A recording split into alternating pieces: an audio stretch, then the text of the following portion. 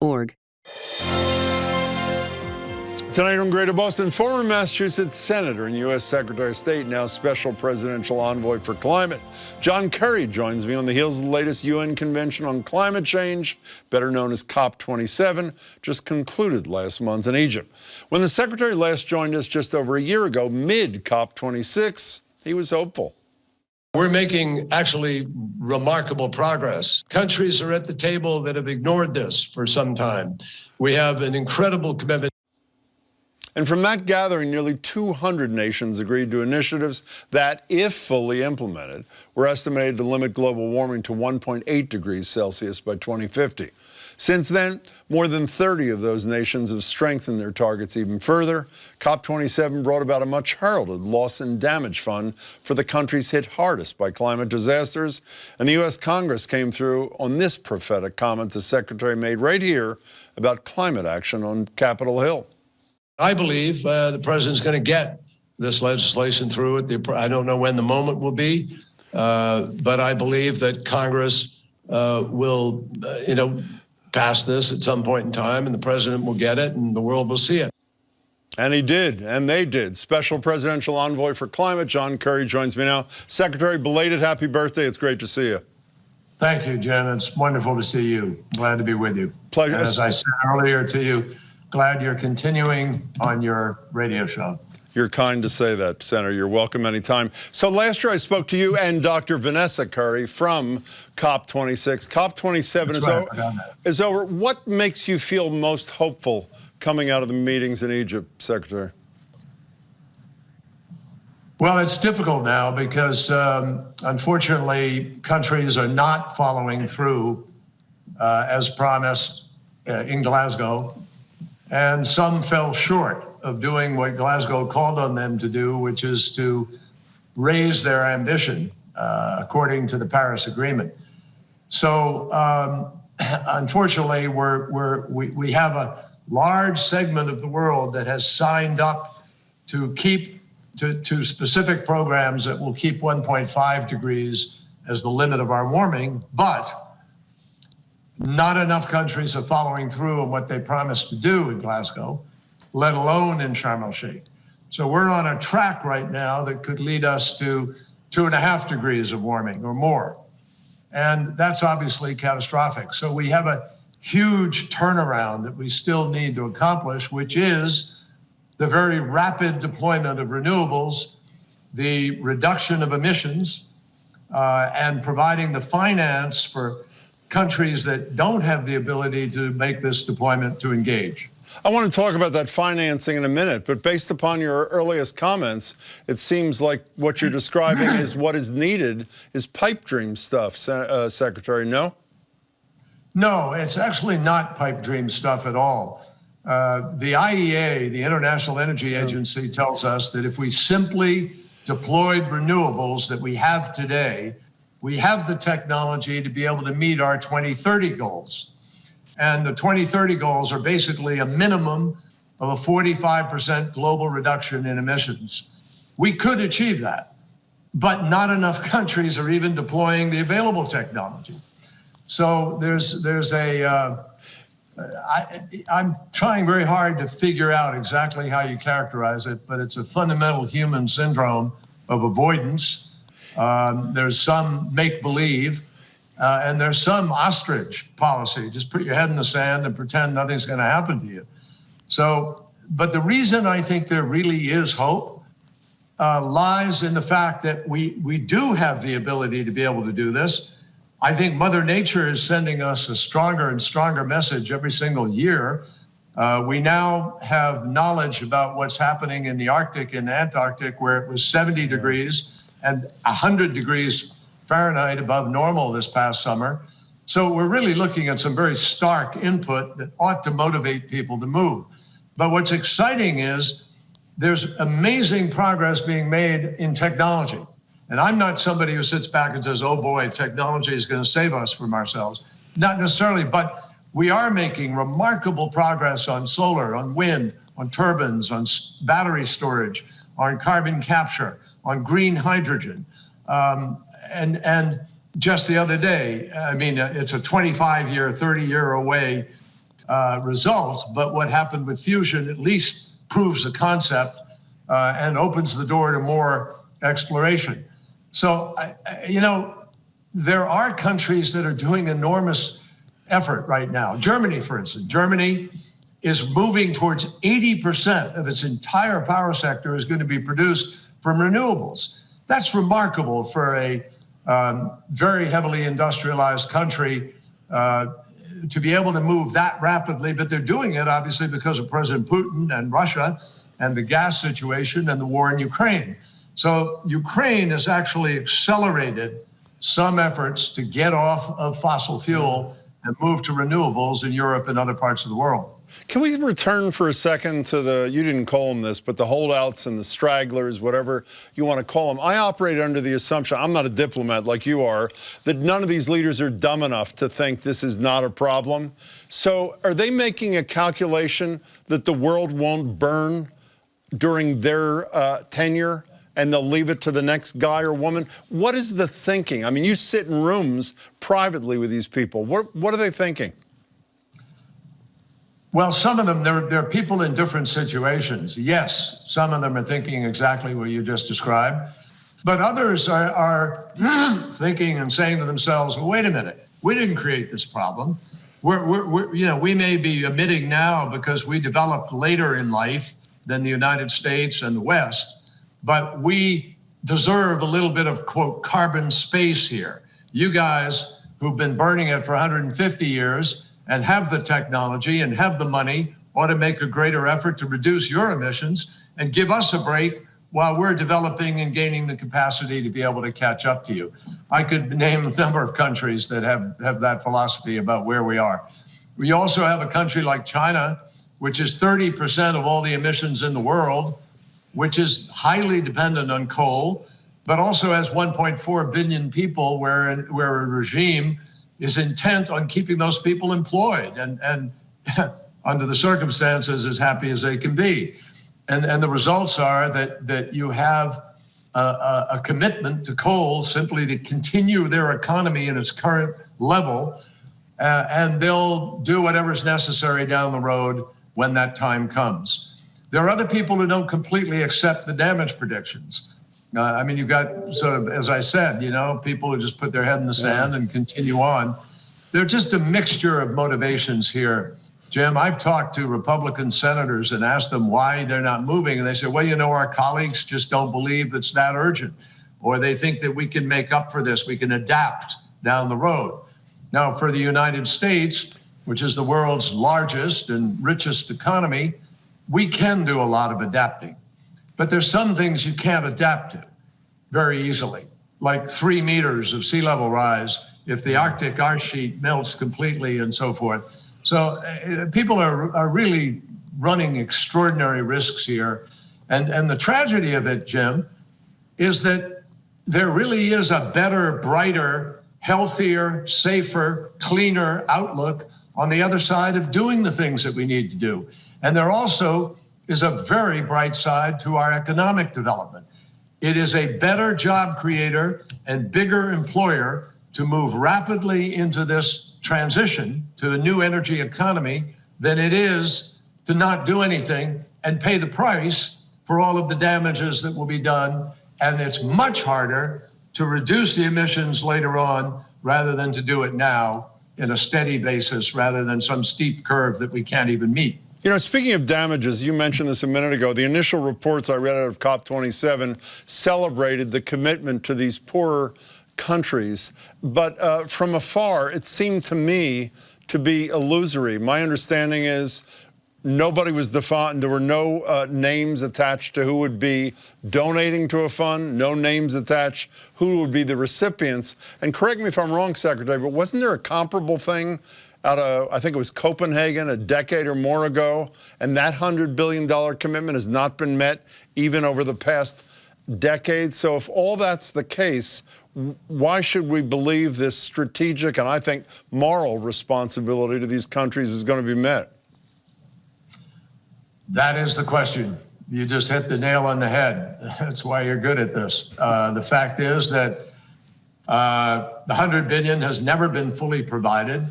We are partly responsible for it not being fully provided because we've never been able to meet our level because the Congress won't appropriate it. And we haven't been able to get the money. Donald Trump pulled out of the agreement. President Obama put some of the money in on purpose, knowing that there might be a problem with President Trump. So we got $1 billion or so into it, but regrettably it was zeroed out for the next 4 years. So President Biden has come in and he's doubled and then quadrupled the amount of money that we will put in to get there. But he can't do that. The first year he has President Trump's budget. The second year was this year's budget, somewhat increased. Next year it will be increased more. But the fact is we're behind, and some countries resent that, and you can understand that. But what happened in Sharm el-Sheikh was because some countries are feeling the damages from the climate crisis. For instance, 17 of the most threatened countries in the world regarding the climate crisis are in Africa. 17 of the 20 most threatened. And those 17 feel intensely, wait a minute, we didn't contribute almost an iota to this, and yet we're not able to get the help that we need. So that really created a very critical movement in Sharm el-Sheikh, and people felt compelled to say that over this next year, we will figure out who will contribute and how much and what the structure will be. And we actually had an outcome deciding that in Sharm el-Sheikh. And we also had an understanding that we're going to move it up by a year to try to get it done by the end of this next year. So I think I'm hopeful about it. But in the end, let me be explicit to everybody. The UN Finance Report has found that in order to effect this transition to a new energy economy that is clean and comes from other than emitting, other than greenhouse gas emitting sources, we will have to invest, not spend, but invest about $2.5 to $4.5 trillion a year for the next 30 years. We're not even close to 1 trillion. We're close to 1 trillion, but that's about it right now. And so we're not talking about 100 billion that's needed. We're talking about trillions that are needed. And this is part of the rub of this whole situation we find ourselves in, which is so exasperating, because there is no source yet for those trillions of dollars. No government in the world has enough money to be able to plug the hole of those trillions. So who does? The private sector. The private sector has trillions that are waiting to be invested in this transition. And some people are already moving and starting to do that, but it's not a critical mass.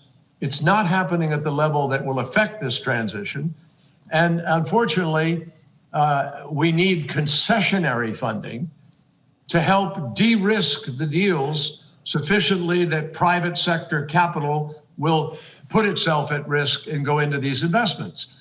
And the risk is many things in many different places. In some places, the risk is political, or it's regulatory, or it's currency exchange. There are all kinds of business risks in doing business in various parts of the world. And what we need to do now, which I've been advocating as strongly as I can, is to do multilateral development bank reform that would allow those banks to be able to lend much more money at much lower rates with less de-risking. We need some provisional concessionary funding that will be able to come in and take away the risk, i.e. assume first loss, or create a chain of investment where the banks and other investors feel less exposed. And then you can begin to deploy the renewables and build out the technologies necessary in all of the places in the world that this has to happen. Secretary, speaking of banks, Bill McKibben spends a little bit of time every month on our radio show. He is leading a campaign, I'm going to put words in his mouth, but I don't think it's an exaggeration, basically to shame banks in this country and beyond to stop investing in fossil fuels. Is that a strategy you support? Well, first of all, I have enormous respect for and admiration for Bill McKibben, who is one of our great advocates on this and one of the most knowledgeable people about it. And I think you have to have pressure from everywhere.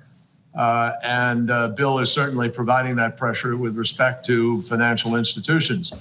The problem is obviously that, the banks aren't going to, they're not going to just quit overnight and not lend, and someone else is going to pick up the lending in the place of it. But I completely understand what he's trying to do, which is force accountability here. I have talked to Bill about this, and I think that it's important for the banks to be putting to the fossil fuel industry a fundamental kind of ultimatum. They ought to be saying to them, look, we know you need funding because our economies can't crash tomorrow, but we also can't be giving you an open-ended, an open-ended process by which you're not demanding of the people you're funding that they're going to be responsible about their emissions, that they have to be able to reduce those emissions and ultimately get rid of them altogether so that we can, in fact, ultimately protect our planet as well as our economies. And I think that we have every right in the world right now to be demanding more from the fossil fuel industry as well as from all providers of energy, that they're going to be able to capture their emissions, that they're not going to contribute more to the problem. And it's essential that, for instance, gas is one transitional fuel that provides you with an immediate reduction in emissions of anywhere from 30 to 50% over either oil or coal particularly. And in most places, people are now defunding coal and moving much more rapidly to get into a transitional status. But if after 8 or 10 years, when you get to 2030, you're going to have to be able to be capturing a good proportion of the emissions even from gas, because you have to get to net zero emissions by 2050 to hold the Earth's temperature increase to the 1.5 degrees. So everything is connected to everything else. You can't get to net zero 2050, which a lot of companies are adopting as a target, unless you do enough between now and 2030. And if you don't do enough between now and 2030, we will blow through the 1.5 degrees, and then we're looking at massive increases in the damages being done and in the costs that we're paying to deal with the crisis. Secretary, I'm sure your hand was strengthened when Congress finally did an historic spending investment provision in the Inflation Reduction Act. But on the other hand, that came just after the Supreme Court, in the same week that they overruled Roe, same week that they weakened gun laws across this country, also cut back on the regulatory authority under the Clean Air Act of the EPA to regulate emissions. And speaking of Bill McKibben, here's what he had to say about that vis-a-vis you. Here's Bill McKibben. It undercuts any ability that America has to lead in this fight. The saddest person on the planet today has got to be John Kerry, because I don't have any idea how our international climate envoy goes and talks to the Chinese or the Indians after this. Well, you might want to tell us how you do those things, but the Supreme Court in this country could be a real roadblock to making progress on this front, could it not? It can be to a certain degree without any question, but here's the but. I believe personally that responsible companies in the world, and particularly in the United States, have made their decision that this is real, that the new economy has to be moved to as quickly as we can. So you look at some of the decisions that companies are making. For instance, Ford Motor Company and General Motors and Volvo and others, they're going electric. There's no going back. They've spent hundreds of millions, billions of dollars to retool their factories to do electric. And they're not suddenly going to change their mind and reverse that. Likewise, we've created something called the First Movers Coalition, which is a coalition of 65 of the largest companies in the world. It's about 65% of global GDP represented in those companies. And what they're doing is buying green. They're purposefully sending a market signal, a demand signal, that means they're willing to pay the green premium to buy green cement, green steel, to buy sustainable aviation fuel. Volvo and Ford and General Motors have set a target that 10% of the steel that they buy to make their cars must be green steel now.